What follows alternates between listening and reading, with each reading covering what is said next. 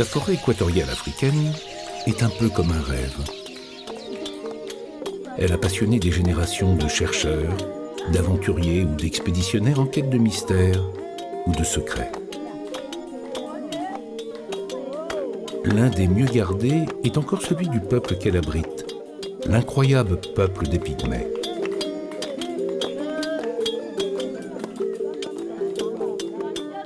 Leur histoire est fascinante, peut-être par le seul fait que leur origine est encore méconnue.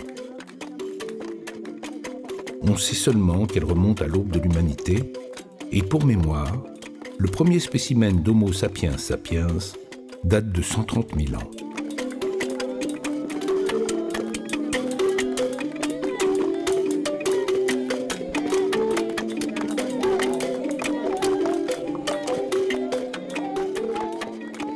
Les Pygmées considèrent la forêt comme une mère et entretiennent avec elle une relation très intime.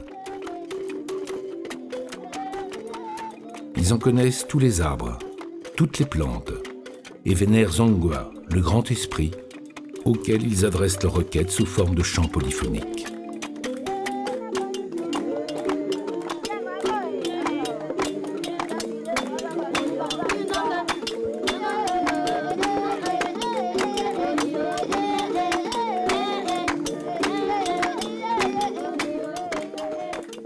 Eyoka, où vivent Ngonjo et les siens, est un campement d'une trentaine de Pygmées. Ils ne sont plus aujourd'hui que semi-nomades et doivent évoluer au contact de la population congolaise, les Bantous. Mais ils tiennent à conserver un mode de vie ancestral.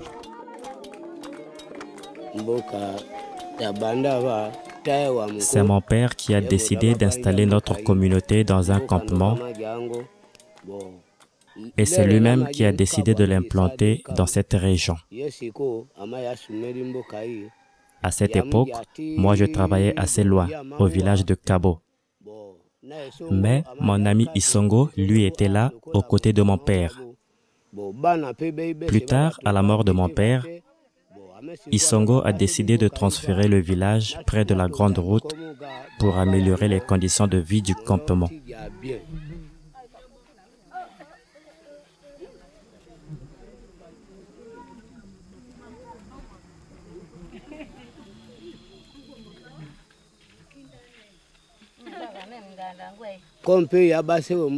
Mais les gens m'attribuent la paternité de ce campement, attestant que je le tiens de mon père.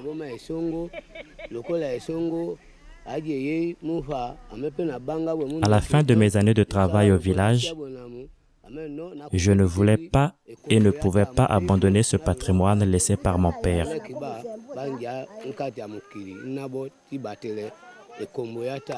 Il fallait que je prenne soin des miens et de leurs petits afin qu'ils s'occupent à leur tour avec moi de ce patrimoine laissé par mon père.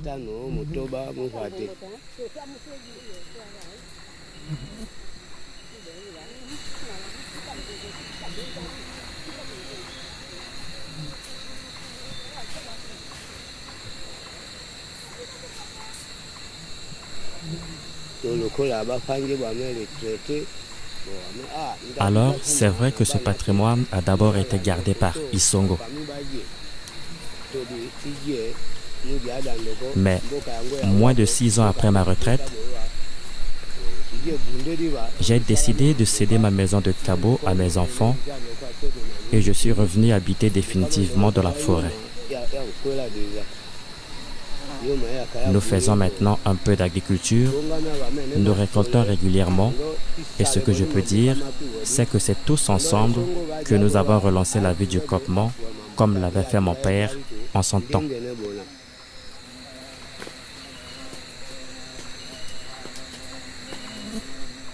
Les Pygmées en République du Congo forment une minorité dont la principale caractéristique est d'avoir un mode de vie très différent de celui des Bantous, qui constituent l'immense majorité de la population.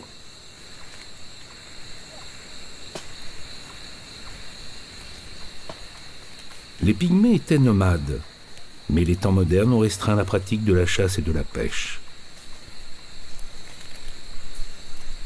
Alors, pour survivre, Ils sont de plus en plus dépendants des populations bantoues. Mais dès le retour dans la forêt, ils en redeviennent les maîtres et sont capables d'y trouver tout ce qui leur est nécessaire. Leurs connaissances sont sans limite. Pourtant, leur existence même est devenue un combat, dont la première bataille est celle de la reconnaissance. À l'époque de nos ancêtres, les Bantous nous appelaient les Baaka. Et nous, on les appelait les Bilo. Et très récemment est arrivée l'appellation peuple autochtone que nous avons dû accepter comme telle. Mais aujourd'hui, nous ne pouvons plus la refuser. On nous a appelés les Moaka. Le supérieur Moaka était appelé Mobala Moaka.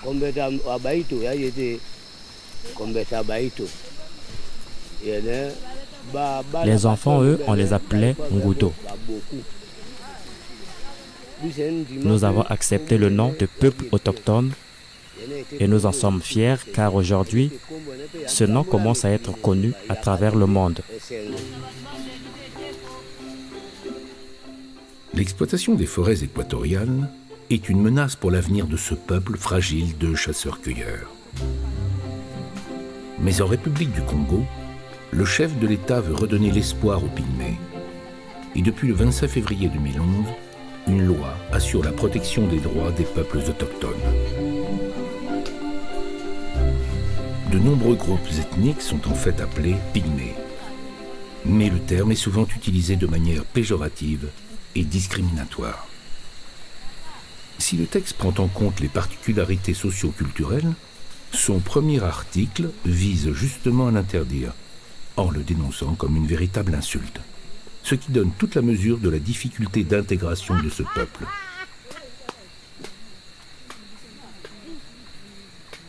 Mais le nom ne fait pas tout, et il est beaucoup plus délicat de changer le regard que l'on porte sur les Pygmées. Lorsqu'ils vivaient exclusivement dans la forêt, ils n'avaient aucun contact avec les autres ethnies, et aujourd'hui, on ne les connaît pas, ou très mal, ce qui constitue sans doute le principal obstacle à leur intégration.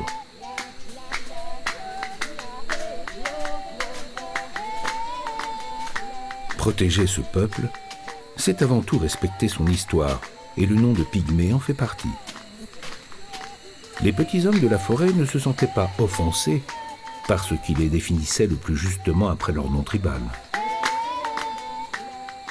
Mais le terme de population autochtone leur confère tout de même un statut un peu particulier. Leur présence se confond avec celle de la forêt. C'est Dieu qui a créé la forêt. Nous ne savons pas comment tout a commencé et même nos ancêtres n'ont jamais su comment la forêt était née. En forêt, nous cueillons les cocos, les tubercules que nous vendons pour améliorer un peu notre quotidien. Les femmes vont, elles aussi, en forêt pour faire la cueillette afin d'acheter de la farine de manioc, le sel, l'huile de palme pour préparer et servir le repas à toute la famille. C'est de cette manière que nous subsistons aujourd'hui grâce à la forêt. Et tous les jours, on refait la même chose. Il y a beaucoup de réalités de la forêt. Par exemple, tu peux y rencontrer des animaux féroces. Lorsque nous sommes à la cueillette du coco, tu peux souvent te retrouver face à un serpent. Alors tu fuis. Et il fuit en fait autant. C'est comme pour le gorille. Tu pousses des cris, wouh, wouh, wouh. Et à partir de là, tu n'as plus qu'à poursuivre ton chemin. Ce n'est pas leur seule difficulté à se procurer des ressources vivrières qui remettent en question l'existence même des Pygmées, mais bien le contact aujourd'hui permanent qu'ils entretiennent avec la ville, où tout semble bien plus simple que les règles de vie que leur impose la forêt. La localité de Pokola, dans le département de la Sangha, borde les territoires traditionnels des Pygmées. Cette situation a permis au gouvernement congolais d'y expérimenter ses récentes lois en faveur des populations autochtones. Depuis son indépendance en 1960, le pays a connu une forte croissance. Les travaux de modernisation des infrastructures vont bon train. Et désormais, dans cet état de 4,5 millions d'habitants, on vit de mieux en mieux. Les Pygmées bénéficient par là même de ce programme. Pokola, au cœur de la forêt, est une localité modèle pour ses dirigeants qui ne perdent pas une occasion de le rappeler. La ville de Pokola a 12 010 habitants à ce jour. Et parmi ces 12 010 habitants, nous comptons les 12 départements du Congo. Nous avons près de 23 nationalités au niveau de Pokola. 23 nationalités au niveau de Pokola. Et dans les 12 départements du Congo, vous avez aujourd'hui le peuple autochtone, dont le pourcentage peut s'élever à 2 à 3% au niveau de la ville de Pokola. Voilà pourquoi, en tant qu'administrateur maire, il s'agit pour moi d'une préoccupation. La préoccupation, c'est laquelle? C'est de faire de sorte que, aujourd'hui, vous savez, Pokola, d'abord, pour tout commencer, vous dire que la vision de maire que je suis, c'est de faire de Pokola une ville écologique.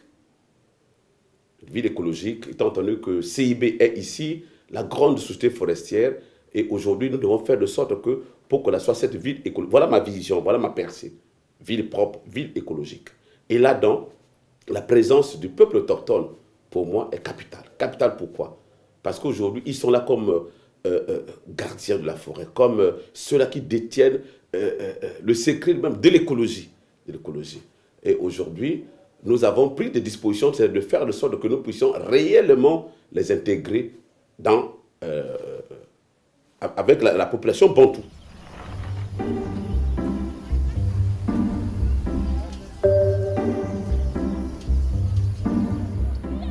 Pokola est en pleine expansion.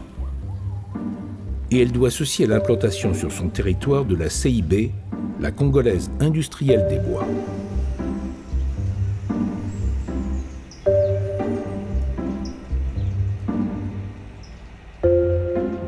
Après celle des hydrocarbures, l'exploitation forestière au Congo représente aujourd'hui une part importante des exportations du pays, dont la surface est à près de 60% couverte de forêts, pour un total de plus de 20 millions d'hectares.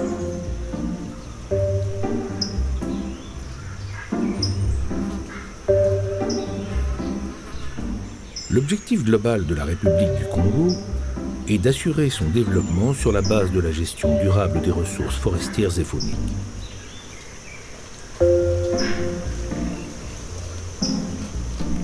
De cette volonté est donc née progressivement l'idée d'appliquer à l'exploitation de type minier du massif forestier, telle qu'elle avait été conçue jusqu'alors, une norme environnementale que l'on nomme plan d'aménagement durable et qui comprend 3 volets, économique, social et écologique.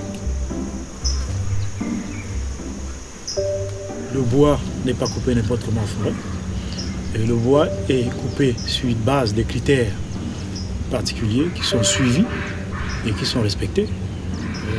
Le plan d'aménagement prévoit un diamètre minimum d'aménagement qui dit au-delà de ce diamètre, on ne peut pas couper.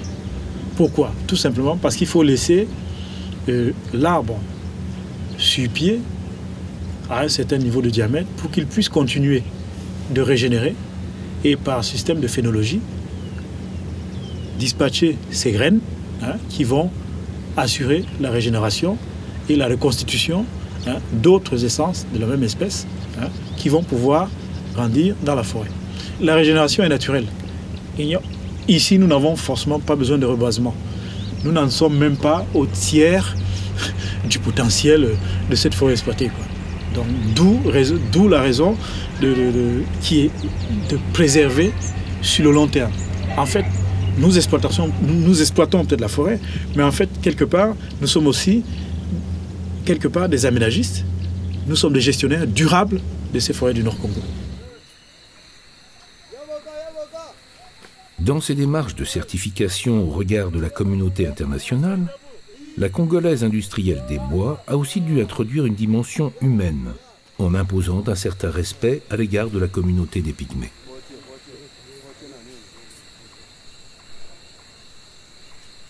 Aujourd'hui, ses dirigeants affirment qu'elle pourrait difficilement répondre aux exigences environnementales actuelles sans leur aide.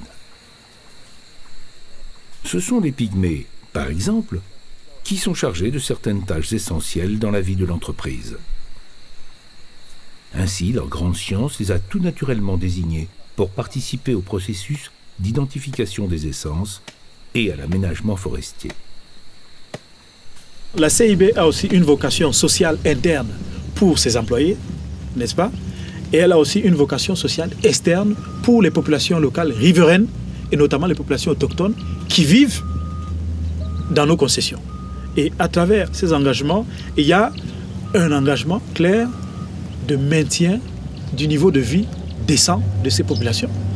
Un engagement à fournir un certain nombre de services collectifs, notamment les services de soins médicaux, à ces populations pour qu'elles puissent parer à leur subsistance, à leur vécu quotidien. Il y a aussi un engagement de respecter les droits d'accès de ces populations à la forêt, qui est d'abord leur coin d'habitation, leur zone d'habitation, leur lieu de subsistance, de manière à ce qu'on puisse respecter dans notre dispositif d'exploitation, par notre dispositif de cartographie sociale, les éléments clés de subsistance de ces populations qui leur permettent de vivre, comme par exemple certains arbres, comme des sapéliers à chenilles, qui sont leurs outils clés de subsistance.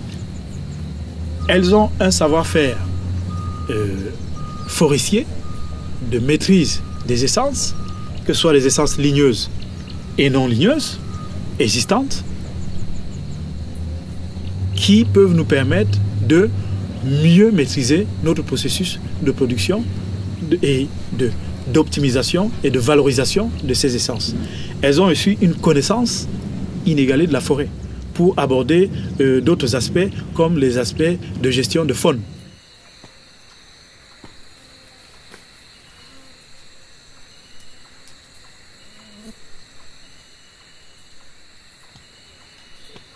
Notre code forestier est clair à définir clairement. Le peuple autochtone a ses droits en tant qu'habitant ou bien de la forêt, il a ses droits. Vous prenez ma ville Pokola aujourd'hui, vous allez visiter les peuples. Demain, vous aurez la chance d'aller en dehors de Pokola, un peu dans les environs, visiter la population autochtone. Vous allez voir, ils sont contents parce qu'aujourd'hui, même si la CIB, qui est exploitant forestier ici à Pokola, coupe le bois, mais ils respectent leurs droits parce qu'avant de le faire, c'est en concertation avec cette population. Il y a ce qu'on appelle les arbres sacrés. La CIB ne les coupe pas chez moi.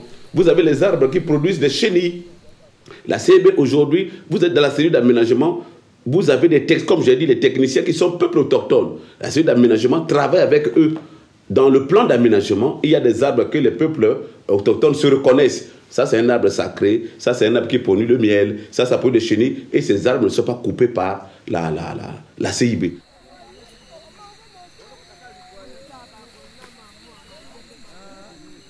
Les pygmées ne possèdent pas de langue propre, même si certains croient à une langue commune ancienne ou une langue secrète. Il est plus probable qu'ils aient, tout au long de leur histoire, adopté la langue de leurs voisins. Aujourd'hui, dans cette région du Nord Congo, ils pratiquent celle des Bantous.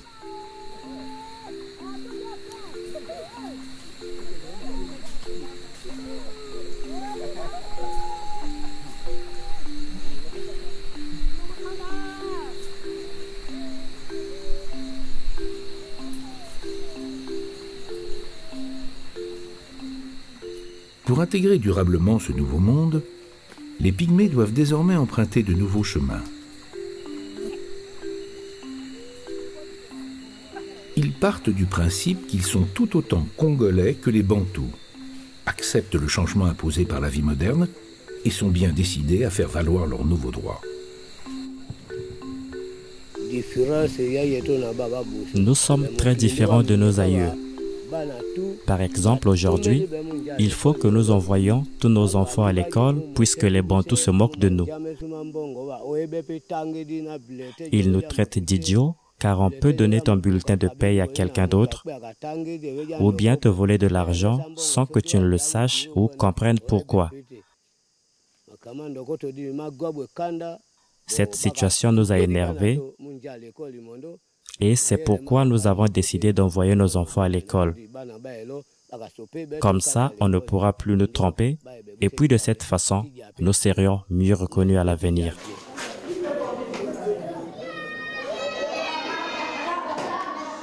Le taux de scolarisation est excellent au Congo, qui est le bon élève de l'Afrique centrale.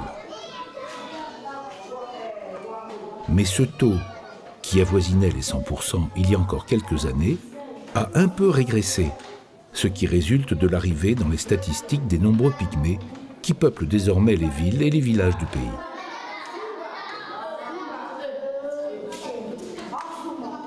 Avec le soutien d'ONG, des écoles exclusivement réservées aux pygmées voient le jour.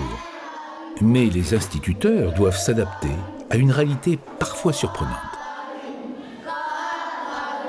Dans la classe telle que moi, dans ma classe, les enfants, bon, j'ai des enfants de 6 à 8 ans, voire même 10 ans. Mais en venant à l'école, sa maman va au champ, la maman lui donne le bébé pour qu'elle vienne avec le bébé à l'école. Donc, dans la classe, l'enfant est dans la classe avec le bébé. Donc, pour bien travailler, c'était un peu difficile.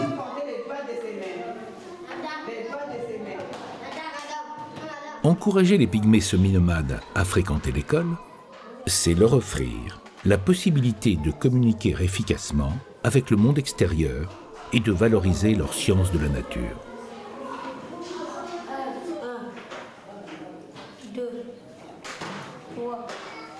Pour faciliter leur apprentissage, les cours dispensés par des enseignants bantous et pygmées aux enfants de la forêt ont été adaptés au monde d'où ils viennent. Nous avons nos méthodes à nous. Nous avons nos méthodes à nous par rapport à leur culture. Soit le français. En français, on instaure les dialogues avec leur culture de la forêt. Donc c'est pour cela que nos méthodes sont par rapport à leur culture. On a des dialogues qui concernent les huttes, les forêts, les cueillettes, la cueillette de chenilles, la cueillette de péquet, la cueillette de ce qu'ils font dans la forêt là. Donc nous travaillons par rapport à ça.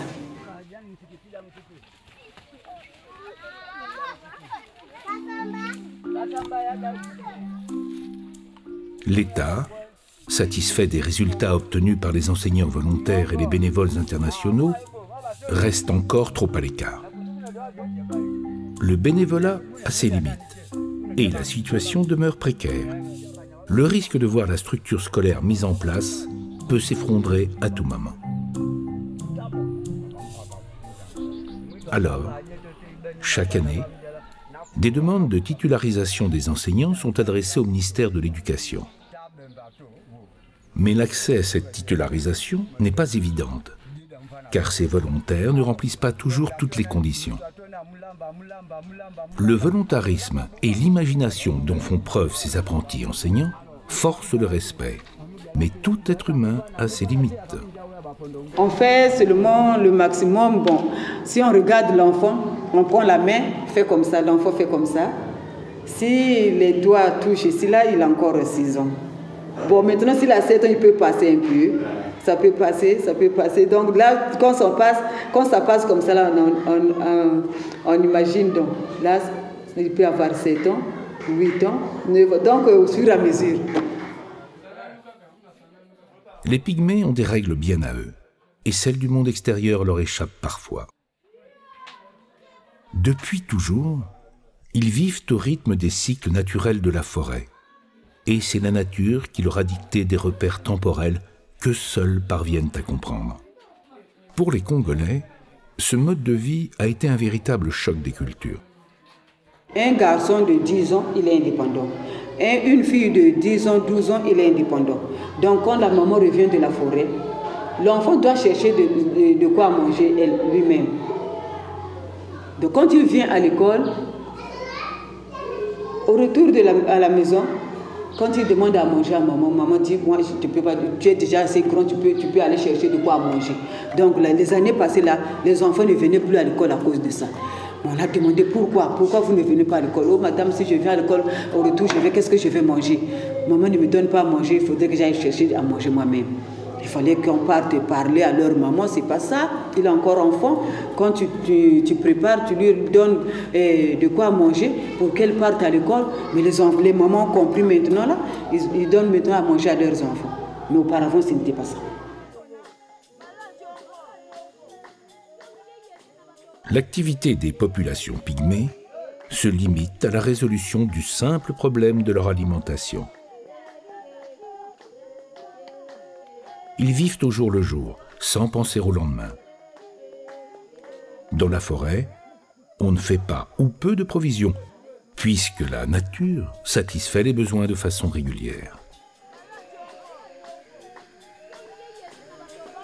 De la même manière, ils n'ont pas pour coutume d'accumuler des ressources qu'ils savent pouvoir reconstituer au moment où cela s'avère nécessaire.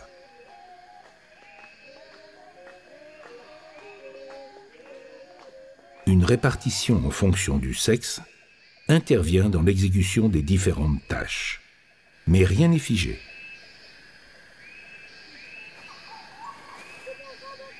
La chasse est réputée virile, alors que la pêche et la cueillette sont plutôt le domaine des femmes. Mais il est fréquent qu'au sein d'une famille, chacun participe à toutes les activités pour obtenir une meilleure récolte ou une pêche plus abondante. La parité est née de la simple nécessité.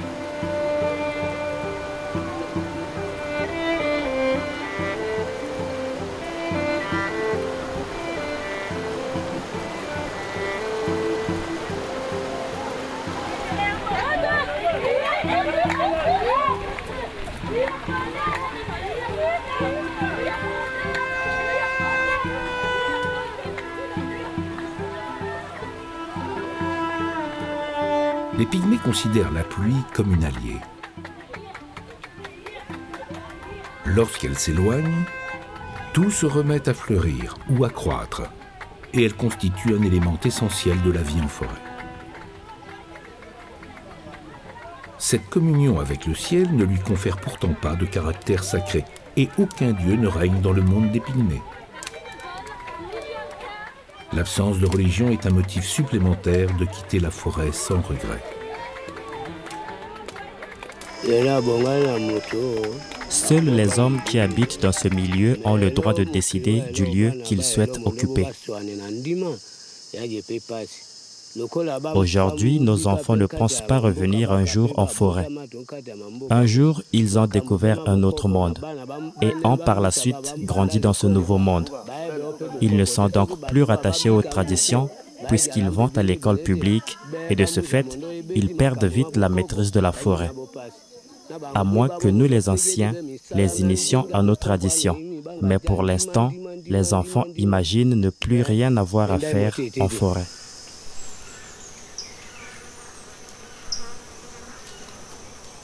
Le phénomène est nouveau, et à Ayoka, on ne l'avait pas envisagé.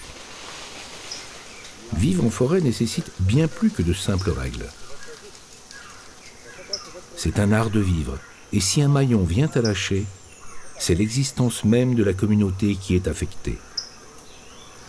Le départ de ces jeunes membres remet en cause la vie de ceux qui restent dans ce milieu hostile et contraignant. En forêt, la peur existe. Et donc, tu ne peux pas vivre seul de la forêt. Si tout le monde quitte la forêt, tu devras alors toi aussi la quitter. Et si tu ne peux plus retourner à cet endroit, très vite, il redeviendra invivable.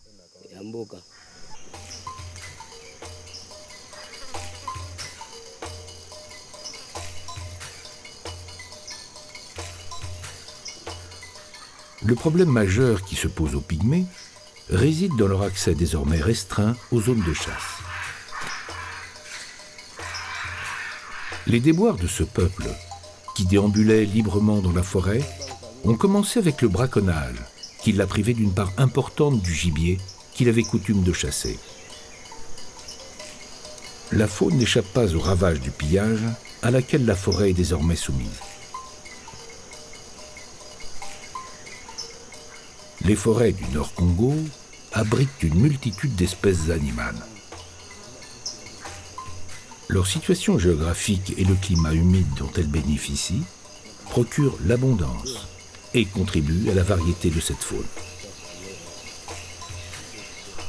En l'état actuel des connaissances sur le potentiel biologique, ces forêts comptent 280 espèces de mammifères, 183 espèces de reptiles sur les 275 qui existent en Afrique, 850 espèces d'oiseaux et 542 espèces de poissons, dont 96 sont endémiques.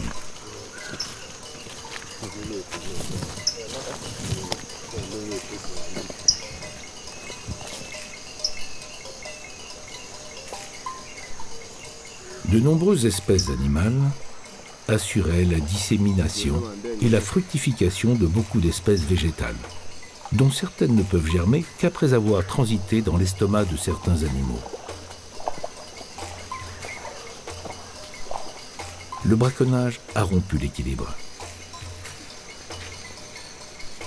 Le classement de certaines forêts en parcs naturels nationaux, seul moyen de lutter contre lui, a poussé les pygmées hors de leur territoire et provoqué l'exode qui les a précipités dans les rues de la ville, alors que personne n'y était véritablement préparé.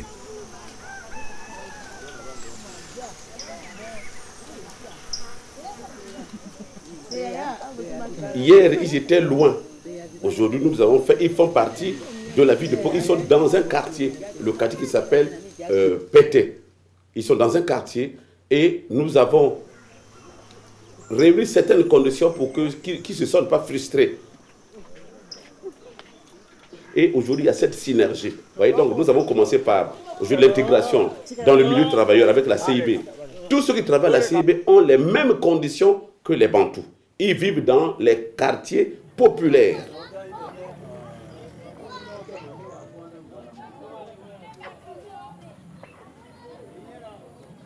Sitôt qu'ils arrivent en ville, le rituel des jeunes pygmées change. Pour les jeunes filles, terminer la cueillette matinale, remplacée désormais par des heures de coiffure.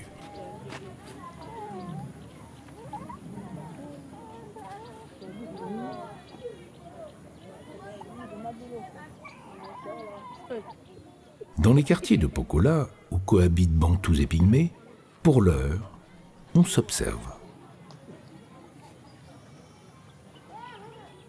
Les enfants sont majoritaires, puisqu'ils doivent aller à l'école. Les adultes, eux, quittent la forêt à tour de rôle pour assurer une permanence auprès de ces enfants.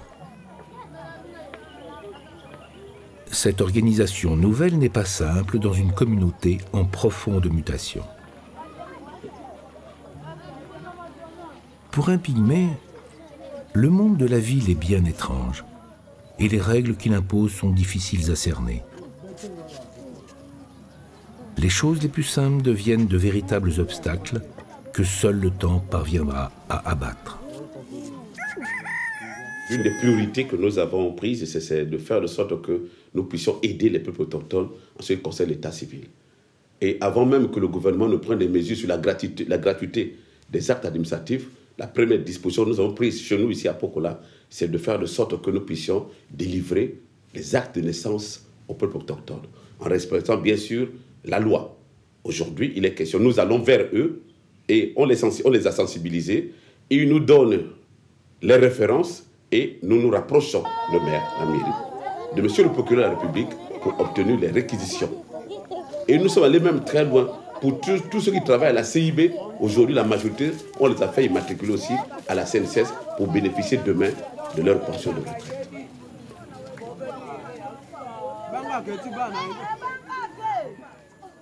Les pygmées du Congo seraient environ 50 000, si l'on en croit le dernier recensement national qui date de 2007 et qui inquiète lorsqu'on le compare à des chiffres plus anciens. Les pygmées auraient été plus de 300 000 sur les mêmes territoires. Dans de nombreuses régions, ils vivent encore trop souvent dans un état de pauvreté avancé que les autorités elles-mêmes ont su reconnaître, ce qui constitue un premier pas vers l'amélioration.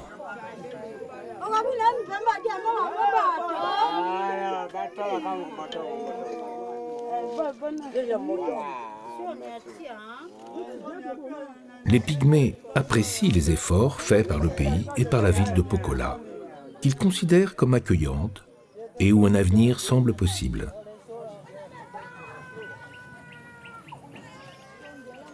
La forêt s'éloigne peu à peu et les rêves la remplacent. Les plus jeunes sont entrés désormais dans la voie sinueuse de l'intégration.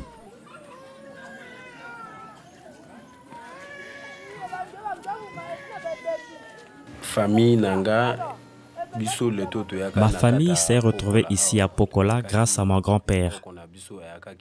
Il était venu chercher du travail dans cette ville et a donné naissance à mon père. Moi, je suis né et j'ai grandi dans la région. Nous provenons tous de la forêt et nous avons sillonné tous les sentiers de cette forêt. Notre grand-père a jugé plus sage de venir chercher du travail à la CIB, où il a été retenu comme ouvrier. Et aujourd'hui, nous habitons tous ici à Pokola. Nous sommes allés à l'école grâce à la Fondation Frédéric. Là-bas, on nous a formés jusqu'à nous retrouver aujourd'hui à l'école publique au primaire. Aujourd'hui, je suis en classe de CM2 et l'année prochaine, je pense partir au collège.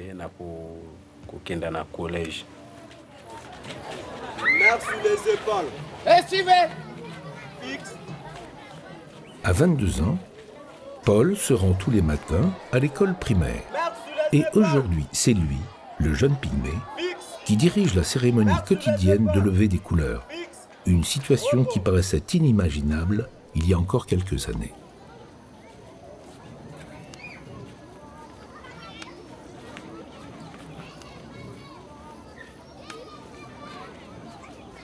Attention pour la montée de couleurs.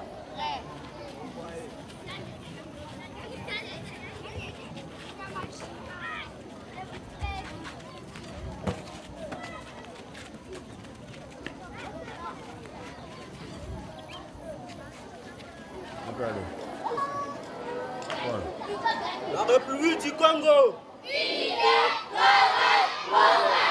La République du Congo. Tous ces jeunes vivent un changement profond dans l'histoire de leur pays. Et chacun sait, ici, que l'intégration de la population pygmée est un processus incontournable sur le chemin de l'avenir. Au début, quand nous avons intégré le village, nous avons rencontré beaucoup de difficultés, principalement des difficultés liées à l'alimentation. Ici, il fallait avoir de l'argent pour acheter à manger. Aujourd'hui, ça va un peu mieux. Nous avons maintenant plus de moyens et de la famille, chacun est capable d'acheter ce dont il a besoin. Mais auparavant, l'argent était difficile à gagner, car pour en avoir, il fallait travailler et travailler dur.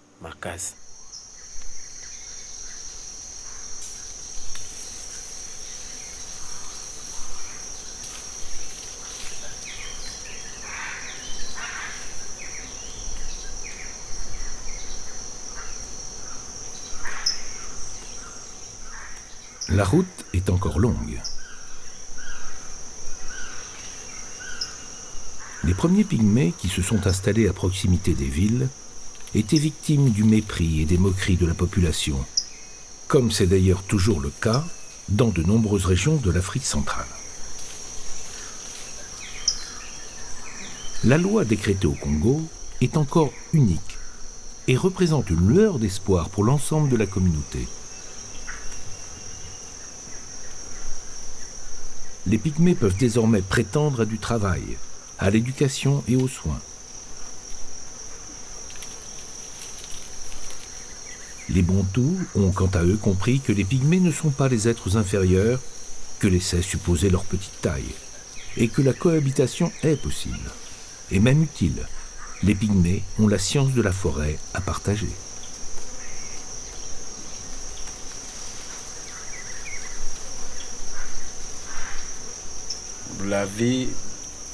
Maintenant, je peux dire que la vie est plus facile, car aujourd'hui, je peux aller chercher à manger de la forêt, puisqu'elle est et restera le réservoir pour nous tous. Je peux aller chercher des aliments de la forêt et venir les échanger ici au village et donc acheter d'autres aliments avec l'argent que je vais gagner.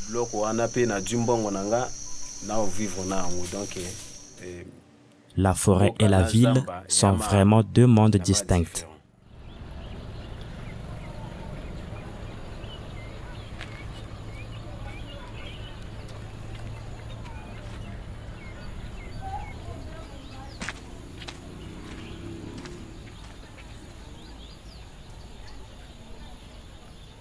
Les rues de Pokola sont un peu comme un pont tendu entre les deux mondes des Pygmées.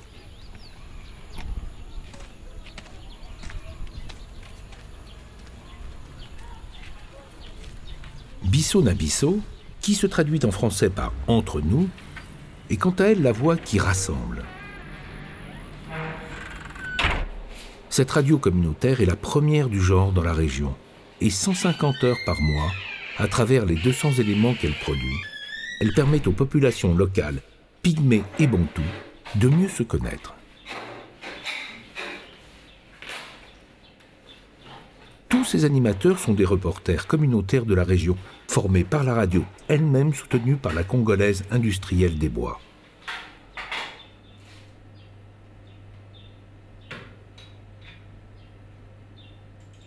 Les émissions de Bisso na Bisso parviennent à des milliers de personnes qui vivent dans la forêt dans un rayon d'une centaine de kilomètres autour de Pokola.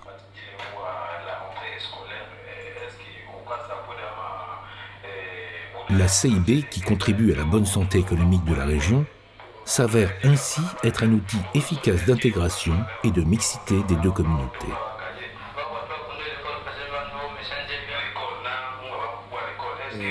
Les autochtones commencent également à avoir une place importante au sein de la CIB.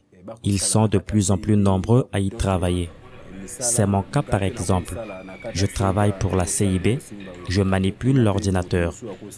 Mais il y en a beaucoup qui travaillent à la scierie et ils travaillent à la scierie aux côtés des Bantous.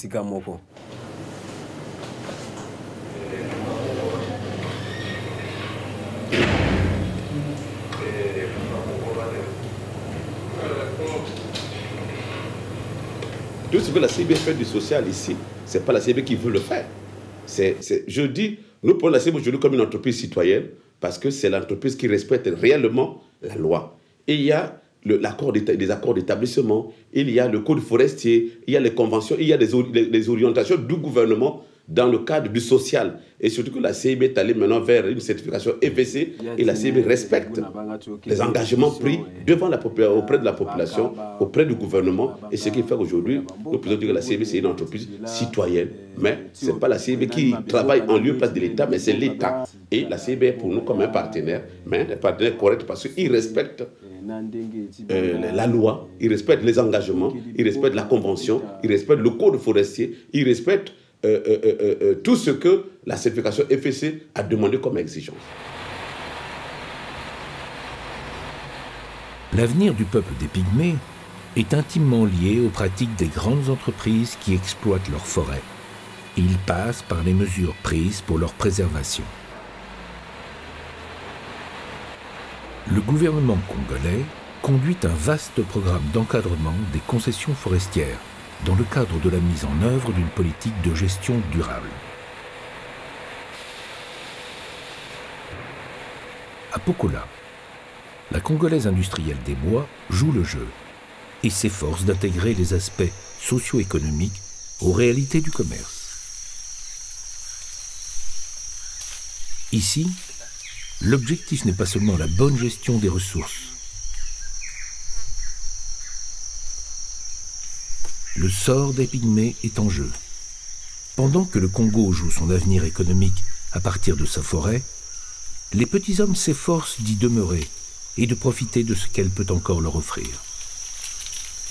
L'objectif, c'est de dire qu'on respecte les principes du Forest Stewardship Council dans la gestion au quotidien de nos forêts. Et nos certificats sont validés et sont sanctionnés par un processus d'audit qui est en place chaque année depuis que ce processus est en cours. Là, on vient de finaliser, n'est-ce pas, le dernier audit qui a sanctionné encore positivement nos certificats pour Kabo Pokola et pour l'unité forestière d'aménagement de Nulungu sur 3 ans.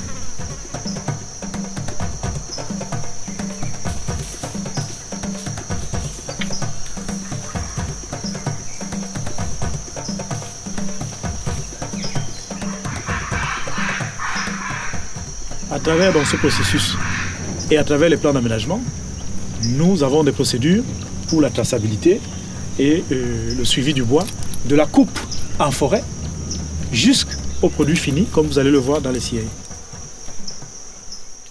À force de volonté, le gouvernement congolais, les organismes de contrôle et les exploitants forestiers peuvent aujourd'hui produire les premiers signes de changement positif qui résultent de la prise de conscience du problème des pygmées.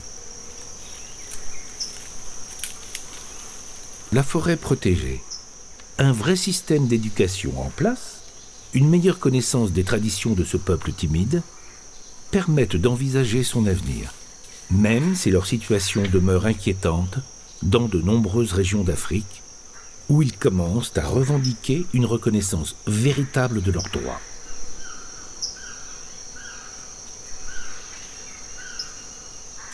À Pokola, les plus jeunes savent lire, écrire et compter suffisamment pour combattre l'exclusion et l'abus dont ils ont été longtemps victimes. Il faudra du temps pour qu'ils atteignent le niveau de vie des Congolais, mais l'espoir existe et les plus optimistes espèrent même que des représentants pygmées puissent siéger prochainement au sein du Parlement. Pour la grande majorité d'entre eux, le simple fait de pouvoir venir vendre les produits de la forêt sur le marché serait déjà une grande victoire. L'argent gagné permettrait d'abattre encore quelques obstacles, alors même que dans les champs, beaucoup d'entre eux continuent de travailler contre une étoffe ou un litre de vin de palme. Chez nous au Congo, la loi promulguée par le chef de l'État résume tout. Le peuple autochtone a sa place. Mais ne prenons pas le peuple autochtone comme un éléphant, comme un gorille. C'est une personne humaine. Il a droit aussi à beaucoup de choses. Aujourd'hui, lorsqu'on l'intègre, pourquoi on dit qu'il doit rester en forêt? En forêt, c'est quoi? Est-ce que c'est un animal? Mais c'est une personne. C'est une personne. Aujourd'hui, ils ne peuvent pas dire qu'on reste au fin fond. Ils ont le droit de voter, ils ont le droit de se soigner, ils ont le droit d'être scolarisés. Nous pensons que les traités comme les gorilles, comme les chimpanzés en forêt, je crois que ça, c'est mon point de vue, je crois que ce n'est pas normal. C'est des personnes, même comme nous, ils ont droit à ce que nous avons comme droit aussi. Ils doivent bénéficier des mêmes avantages. Mais aujourd'hui, je crois qu'au Congo, ils ont leur tradition qu'on n'a pas, je fais allusion, voilà, on n'a pas mis ça de côté. Et aujourd'hui, il serait anormal de penser que le peuple autochtone, c'est l'homme qui doit être au fin fond de la forêt comme un chimpanzé. Je crois que non. C'est une personne humaine et la personne humaine est sacrée.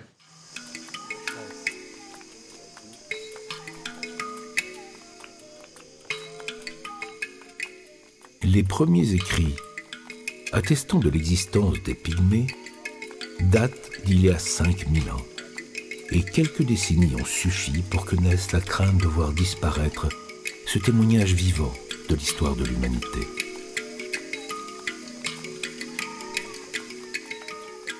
Les pygmées continuent leurs allers-retours entre deux mondes.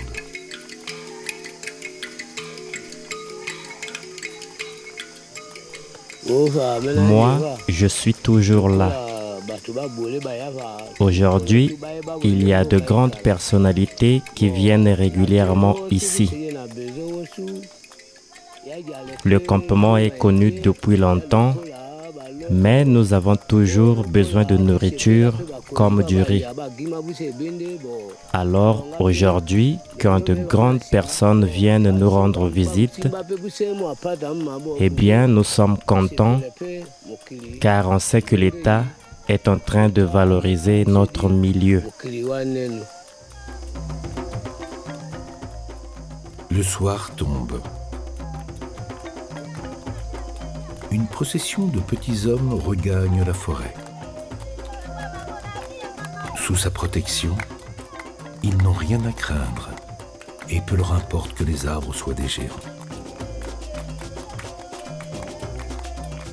Un poème pygmée dit « Pygmée. Oui, je suis pygmée, né en Afrique centrale, et né de l'Afrique centrale, nain d'Afrique. Oui, je reste pygmée. »